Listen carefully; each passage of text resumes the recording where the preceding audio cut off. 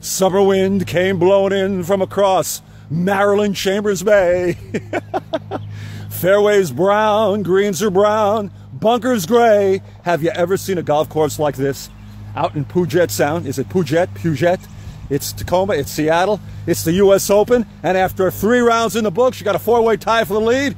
They're complaining everywhere. Gary Player, the Black Knight, one of the greatest names and players in golf, said it's the worst golf course he's ever seen. Jordan Spieth, who's got a share of the lead, says that 18th hole is the dumbest I've ever played on. Well, they all got to play it, all got to deal with it. Rock hard fairways, he said hard. I like watching this pool table type golf. I love the scenery. I love the trains going right by the greens where the players actually have to defer to the railways. Imagine that. Quiet, please. Hey, it's great. It really is. It brings everybody back. Sure does. All right. After 3 rounds, 4-way tie. You got Jordan Spieth and Dustin Johnson, South African Brendan Grace, and the Australian Jason Day. How about Jason Day? What a story, huh?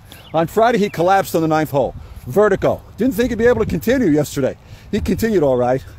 He continued all right. Threw up a 68. What a round to get into that share of that 4-way. Jason Day, quite a story. Like Tiger playing on the broken leg back in 08 when he won the U.S. Open. By the way, if Spieth can win today, he'll become the first since 02 Tiger to win the first 2 majors of the calendar year. Speaking of Tiger, I don't know what to tell you. 80-76. I think he beat 2 or 3 guys in the field. 80-76. Another 80 round. Sounds like highway directions. Yeah, you take I-80 and make a left turn. Incredible. Is he done? Is it over? Another snowman? Guy's been playing professional golf on the tour 20 years, like 180 up until this year. He's got 3 of them. Used to say, one bad round. That's another bad round, another bad round.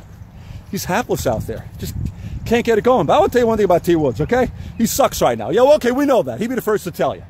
But it's better to suck after you've already won 14 majors and 79 times on the tour. Then to me, it's okay to suck rather than you suck now and you never were good. Still the greatest.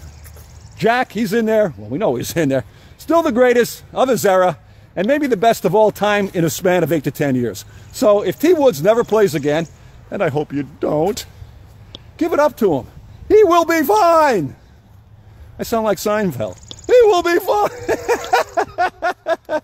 All right, enough of that. There you go. Baseball, Albert Pujols, 12 home runs in the month of June. He's 35 years old, including a salami Friday night. His 13th in his career, salami. He's now 8 away from Schmitty for the next level on the home run list. He's got 540, does Albert Pujols.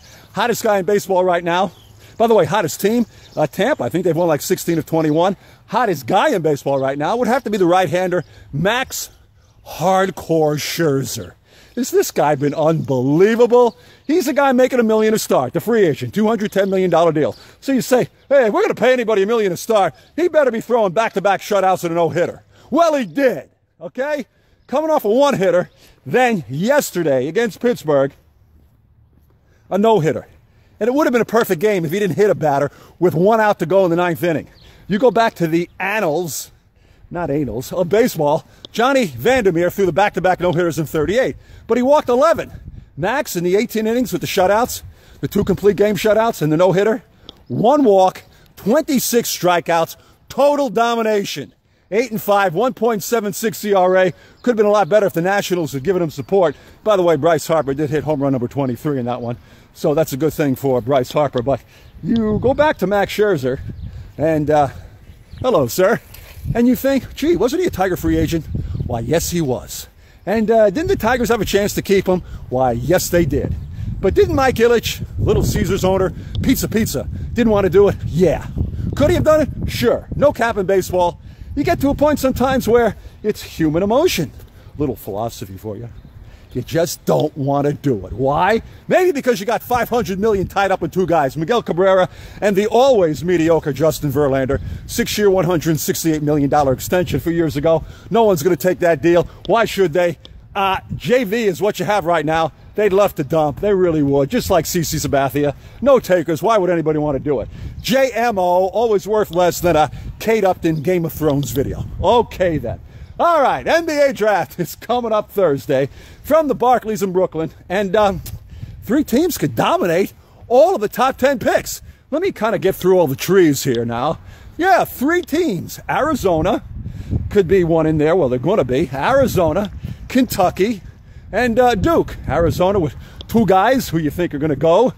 Johnson, Hollis Jefferson, Duke, naturally, with Okafor and Winslow. And Kentucky could have the overall #1 pick. Karl Anthony Towns and 4 other guys. What? Johnson, Booker, Lyles, and Willie Cauley Stein. Speaking of Stern, I always think of former Commissioner David Stern at this time of the year when the NBA draft comes up. Why? Well, David Stern was a brilliant guy, and he had his own unique way of delivering the picks in the NBA draft.